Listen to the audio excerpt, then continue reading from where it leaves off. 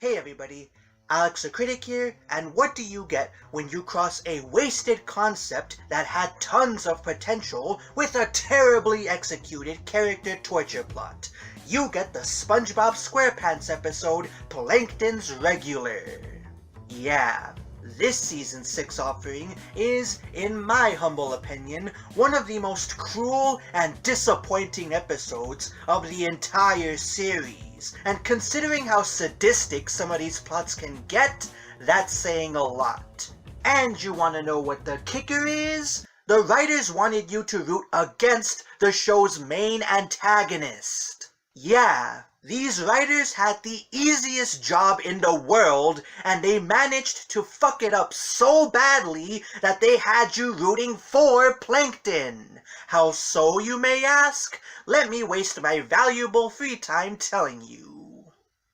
The episode opens on an exterior shot of the Chum Bucket, which is the restaurant that Plankton runs. We smash cut to the dining area, where Plankton is... What is going on here? Oh my god! What the hell is wrong with these animators? Were they trying to see how quickly they could give kids nightmares? Anyways, if you haven't run away from the screen yet, Plankton's computer wife, Karen, steps into the room to ask what's bothering our little sadist. Plankton informs her that their establishment is bereft of customers once again, while somehow miraculously growing his skin back between frames. When Karen asks what he plans to do to improve his fortunes, Plankton screams that he's got no clue and face plants onto the floor. Karen suggests that he just concoct a new recipe for their signature dish, Chumsticks, but Plankton shoots that idea down, pointing out that he hasn't had a single customer in forever. Don't worry, Plankton. I heard Professor Lunatic is in the market for an assistant. Ha! Don't be ridiculous, Critic. I would never work with that third-rate Darwin Award winner. Alright, it was just a suggestion. Just when it seems like all hope is lost, a new character makes their appearance. Hello? Away with you! Can't you see that I'm self-loathing here? Okay, that joke was funny.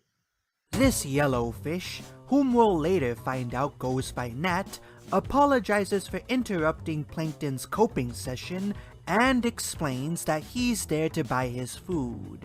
Plankton asks if he's joking, to which Nat insists that he's a legitimate customer.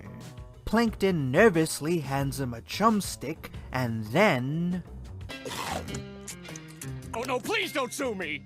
Don't sue me? You're an evil mastermind. Since when do you care about the legal system? I can't believe someone actually enjoys my chum. Man, I wish sobbing for half a minute would cause all of my dreams to come true.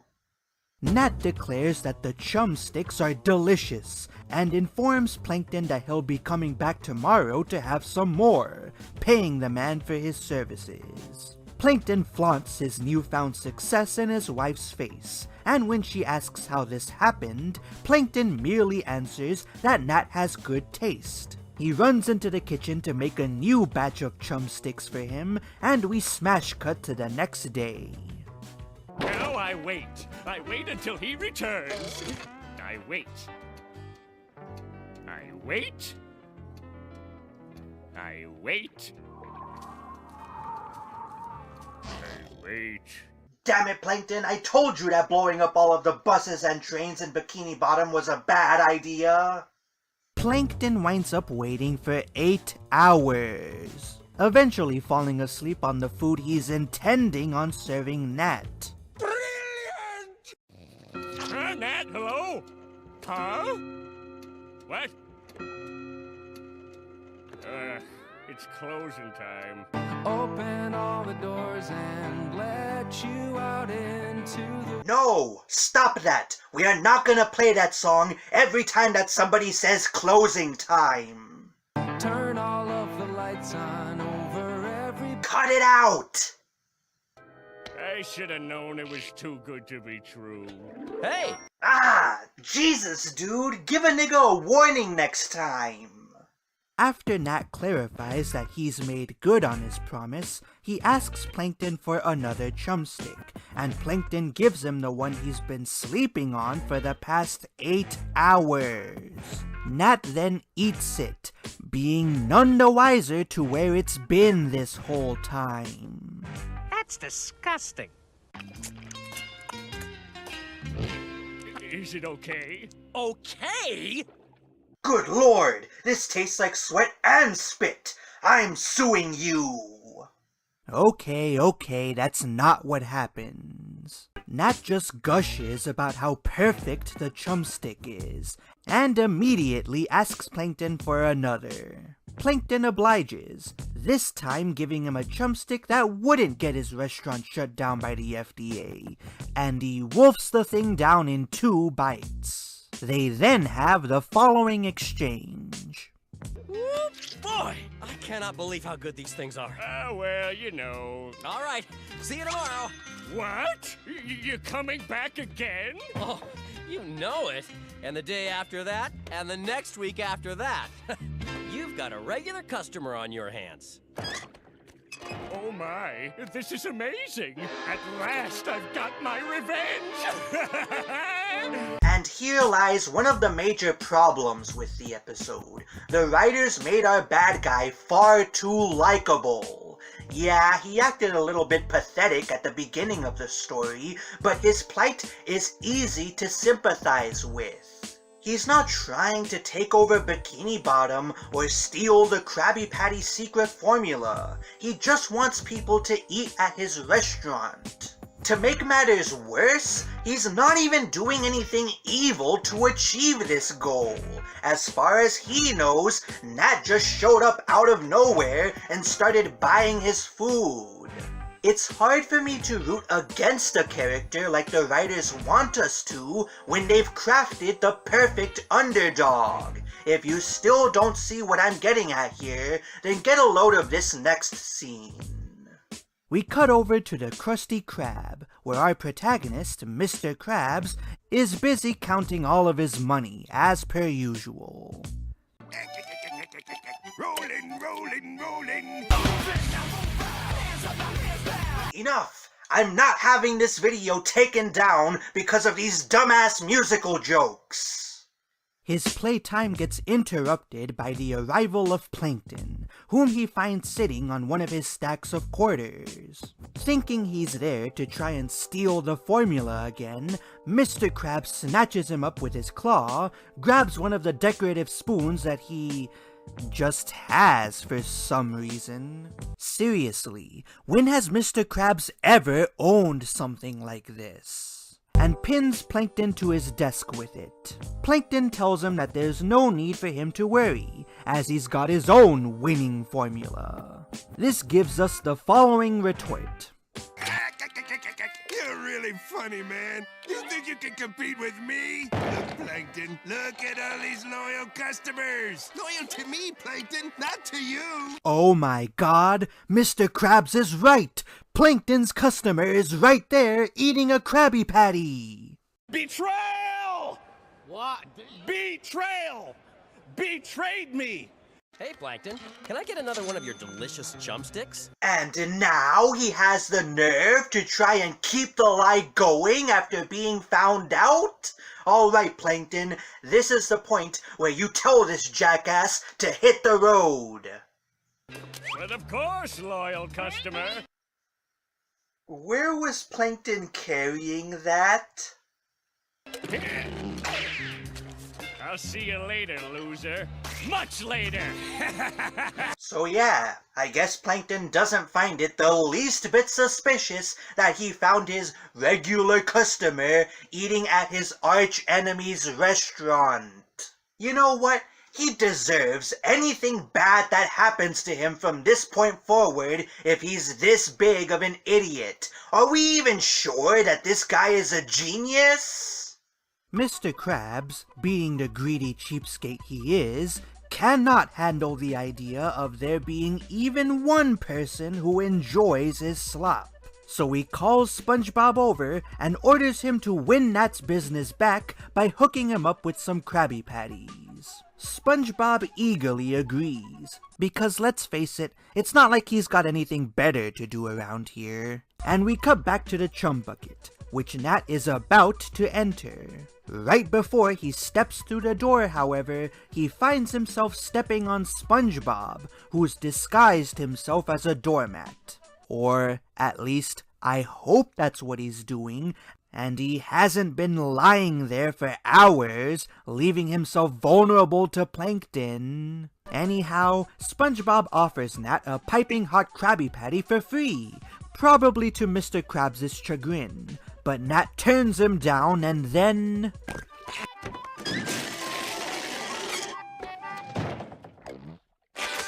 Barnacles. Ew! Okay, stop! What is with all of the gore in this episode? Could the writers really not think of better jokes to put into it? So for the 5 of you who are brave or morbidly curious enough to still be here, we cut to the next day, where SpongeBob is monitoring the road to the chum bucket from right outside the Krusty Krab. There he is. Just in time for breakfast. Oh my god, SpongeBob is going to murder Nat! Somebody stop him! Oh, of course that's not what happens. What SpongeBob actually does is pull out a Krabby Patty, step a few feet out in front of Nat, put the rock down, and then pretend to fall down in such a way that the patty just so happens to land in Nat's mouth. However, because Nat is a Lovecraftian monster who can manipulate his body in all sorts of unnatural ways, he manages to dodge all of SpongeBob's attempts to feed him. Oh, come on, Nat! Just one accidental bite! You know, it really does look like SpongeBob is bashing Nat's brains out with a blunt object. Was that intentional, or am I just reading too much into the shot composition? In any case, Nat tells SpongeBob to piss off, tearing out the front end of his pants so that he can wipe the food from his face. The very next day, Nat enters the chum bucket again, where we get another questionable line of dialogue. Nat, back already? That's the 5th time today. Not that I'm surprised. Seriously, 5 times? I can understand going to your favorite restaurant 2 times for lunch and dinner, but 5 fucking times? You're really telling me that Plankton doesn't find anything suspicious about that? Stupid! You're so stupid! Our resident moron nevertheless has Karen fetch their customers some food, and while they wait, Plankton tries to fish for more customers by asking Nat if he has any friends. When Nat curtly tells him he doesn't, the two of them awkwardly sit around waiting, until an annoyed Plankton badgers Karen to hurry back with the food. She does finally appear, but she looks and sounds a bit different from before. Yeah. Keep your tiny pants on, Plankton. Bleep bloop. There's your chum. Bleep blap blop. Hey, this doesn't look like chum. And that doesn't look like Karen. Why, don't be ridiculous, my husband. Bleep blap. Of course it's me. What have you done with Karen, you brute? Wait, so you're telling me that Plankton is smart enough to catch on to SpongeBob poorly impersonating his wife, but he isn't smart enough to question how in the hell he got a regular customer when his restaurant has a history of being empty? That just makes no fucking sense. I mean, it's just bullshit. Fuck. Oh my. And before somebody tries to hit me with the SpongeBob is an abstract comedy, its plots aren't supposed to make sense argument, let me point out that the plot still needs to be internally consistent. if you're going to have Plankton be smart enough to catch on to SpongeBob's obvious impersonation of Karen, then he should also be smart enough to pick up on the numerous other red flags that he's been subjected to throughout this episode. To do otherwise makes this plot contrived as all hell and difficult to buy into, which makes this the second major problem with the episode. And you want to know what the worst part is? It's only gonna get dumber. I'm not gonna make a bondage joke. I'm not gonna make a bondage joke. I'm not gonna make a bondage joke. How many times do I have to tell you? I don't want to eat your trash! Plankton's chum is my favorite breakfast, lunch, and dinner. I love chum! You know, an evil man might edit Nat's dialogue to make him say something worse than he is, given how suggestive it is. Too bad I'm too lazy to do it. So forget it. I don't want to eat anything else. So you're saying that you love chum? And all that you ever eat is chum? Oh god, they are just making it so easy to want to make fun of. After Nat affirms his love for Chum for the 100th time, SpongeBob devilishly strokes his chin and walks off, having found Nat's answer interesting. By the way, why isn't Plankton stealing the Krabby Patty right now? I get that he doesn't feel as though he needs it at this point, but wouldn't having the secret formula to this thing, you know, the secret formula he's been trying to steal for years, be a good fallback plan? I don't know, maybe SpongeBob took it back with him or something. Anyhow, we cut over to Nat's very modest trailer park home the next day, where he's about to make his daily visit to the Chum Bucket. As soon as he steps out the door, however, he notices a big-ass hole in his front yard with a sign standing over it reading, "Shortcut to Chum Bucket." Well, since Nat is a smart, no-nonsense guy who actually caught on to all of SpongeBob's dirty tricks, I'm sure he won't be silly enough to actually walk into this obviously rigged tunnel. A shortcut to the chum bucket. That must be for me. Alright, did everybody in this episode just get a lobotomy or something? Why are they all acting like complete retards? Ugh. So after Nat heads down the obvious trap tunnel, he finds himself inside the Krusty Krab, where SpongeBob and Mr. Krabs eagerly welcome him. After Nat recognizes that he isn't at the Chum Bucket, Mr. Krabs tries to dismiss his concern by surprising him with the Krusty Krab's own chum. This brings us to the following scene. That's okay. I only eat Chum Bucket brand chum. But we've developed a special recipe for the most discerning chum lovers. Besides, I locked all the exits until you give it a try. So what do you say? First of all, what's stopping Nat from just leaving the way he came in? Nothing! Absolutely nothing! Second of all, do you want to know what not to do when you want us to root against the villain of your story? Have the heroes do worse things than that villain. I mean, seriously, assault, battery, and now kidnapping? I'm surprised that none of the writers thought that this would make the central conflict of the episode weaker. That would make this major problem number 3. Hold your horses though, because there's one more major problem that we've got to reckon with, but it won't show up for another few minutes. Anyways, against his better judgment, Nat samples the Krusty Krab's chum.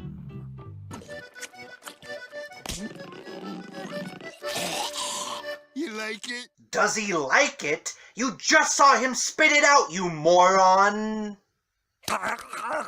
It's... Yeah? It's... Well, what do you think? It's the second foulest thing I've ever tasted. The second foulest thing? Man, people hate the Whoppers from Burger King way more than I thought. After Nat turns the Krusty Krab down for the final time and crawls back to the chum bucket, a panicked Mr. Krabs asks his employee how they're gonna win over Nat now, since he's such a petty asshole that he can't even let Plankton have a single paying customer. Which, in all honesty, is actually a pretty funny motivation. SpongeBob suggests that they'll have to make chum the way Plankton does, which gives Mr. Krabs an insidious idea. On a side note, I like how Mr. Krabs' idea bulbs are so bright that SpongeBob has to shield his eyes from them. That's a good gag. We cut back to the chum bucket at night, where our two protagonists, dressed in the best burglary outfits Walmart can buy, use a blowtorch to break their way into the restaurant. Or, at least, Mr. Krabs does. I don't know what the hell SpongeBob is doing.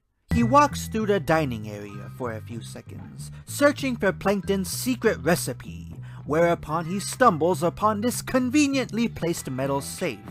Because we've already established that everybody in this episode is a goddamn idiot, Mr. Krabs attempts to unlock the safe without even questioning why Plankton would leave his secret formula in such a vulnerable position.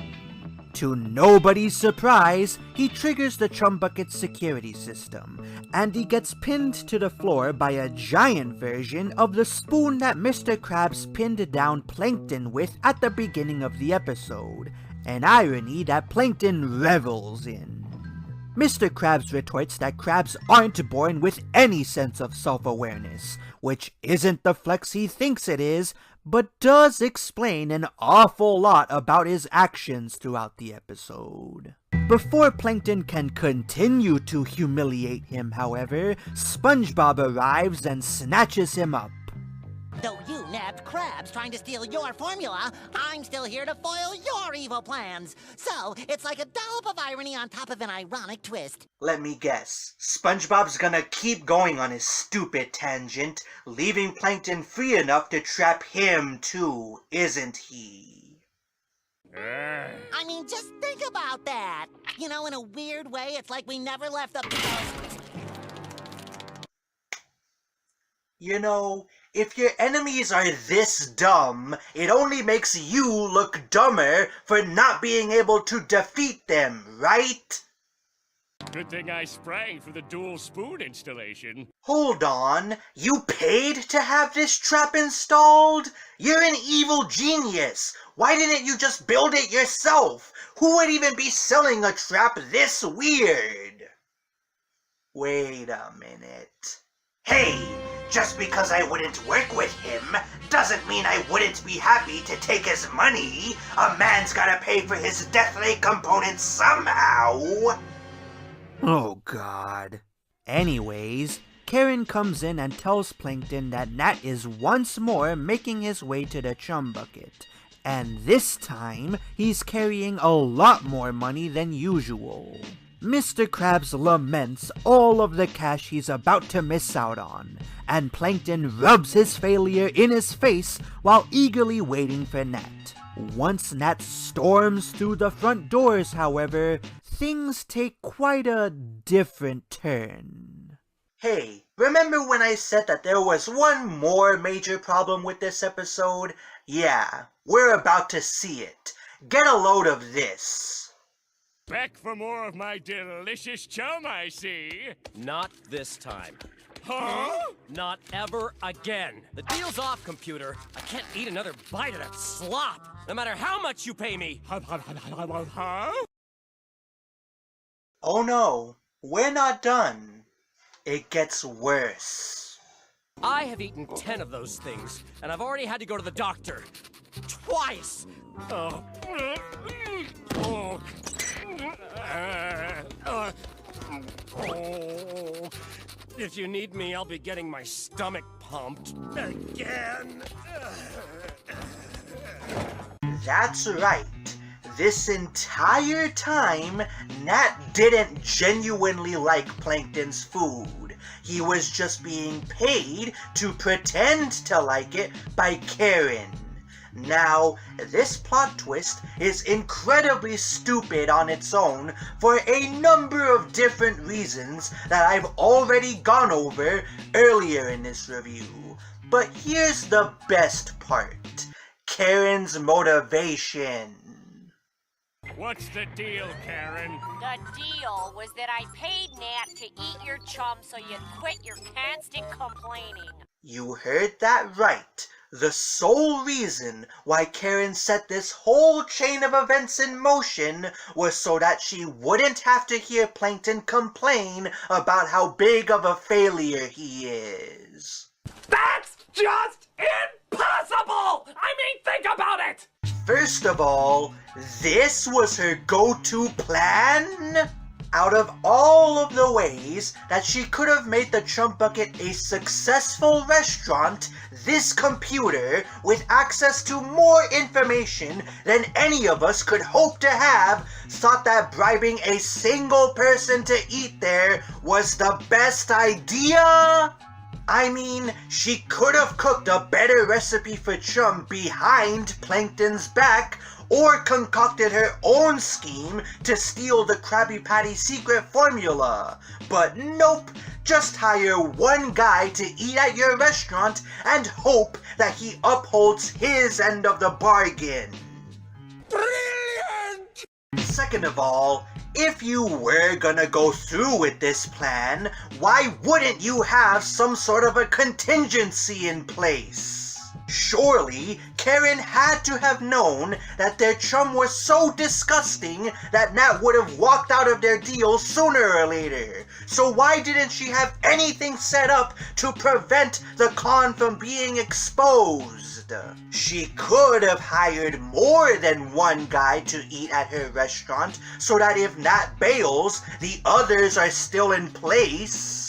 She could have replaced their chum with edible food that looks just like their chum so that Nat wouldn't call off the deal. Hell, she could have told Plankton about her plan ahead of time so that she and him could use Nat to lure SpongeBob and Mr. Krabs away from the Krusty Krab long enough for them to steal the Krabby Patty secret formula. All of these plans would have been way smarter and in some cases easier than hitching your wagon to one guy's digestive system. And yet you're telling me that Karen never considered any of them even once? I don't want to live on this planet anymore. Doesn't Karen understand that if her plan fails, she's just gonna have to go back to listening to Plankton's bitching and moaning? Because guess what? That's exactly what happens at the end of the episode. All this time, I never had one regular customer? Duh. Should have known! Why would anyone ever eat my slop? Yeah, there he goes again. Cut it out, Plankton. So, you thought up a dumb plan, your dumb plan backfired, you're stuck with the very problem that you were trying to solve in the first place, and yet you're still gonna act as if you're better than your husband? Now that is irony! Speaking of Karen's behavior, she acts like an absolute bitch. Seriously, she demeans him, she dismisses all of his problems, and she openly insults him. If I were Plankton, I would reboot her ass, because that is not a woman that you want to be married to. Third of all, you honestly cannot expect me to buy that Plankton would be shocked by this revelation. As I mentioned before, Nat flashed several red flags to him throughout this episode. He made Plankton wait for 8 hours the second day he visited the Chum Bucket. Plankton caught him eating Krabby Patties at the Krusty Krab, and he had no chemistry with Plankton. You really expect me to believe that none of this rang any alarm bells inside this supposed evil genius's mind? It just raises too many questions. And of course, Isn't it lucky that everybody just so happened to be at the chum bucket when Nat came over to call off the deal? In the middle of the night? God, this ending is stupid. Let's wrap this review up so that I can watch something that's worth my time. Out of all of the bad episodes of SpongeBob SquarePants that are out there, this one is probably the most disappointing to me. The premise of the story is actually really interesting, and putting Mr. Krabs in a position where he is the one having to steal something from Plankton was fun. There are also some genuinely entertaining jokes and visual gags in the episode, and giving a background character the starring role was an equally fun idea. Hell, the voice actor who played Nat, the legendary D. Bradley Baker, knocked it out of the park when it came to expressing the character's emotions. I know he's a series regular, but that doesn't make it any less awesome to hear a veteran go all out for a role. I want to like this episode, but it's hampered by a horrendous story that makes no goddamn sense. It only works because our characters act like grade A dumbasses, and uses one of the most contrived twists in the series to get rid of a cool character. There's a lot of creative mileage you can get out of Plankton having a legitimate loyal customer, but because the writers want to maintain the status quo at all costs, they threw all of that potential away. It doesn't even succeed at the one thing it was trying to do, which was make us root against Plankton because the writers made him too sympathetic. Sure, he was a pathetic crybaby at the beginning, and he was a bit of a dick to Mr. Krabs, but Mr. Krabs and SpongeBob did way worse things to him and Nat. And Plankton's genuine excitement at having one paying customer just made you feel all the worse when he uncovered the facade. This episode is straight garbage, and knowing that it didn't have to be just makes it that much worse. I'm Alex the Critic, and what a horrible way to kick off the new year. Hopefully the next thing I choose to review won't be something that makes me want to gouge my eyes out. I'll see you guys next time.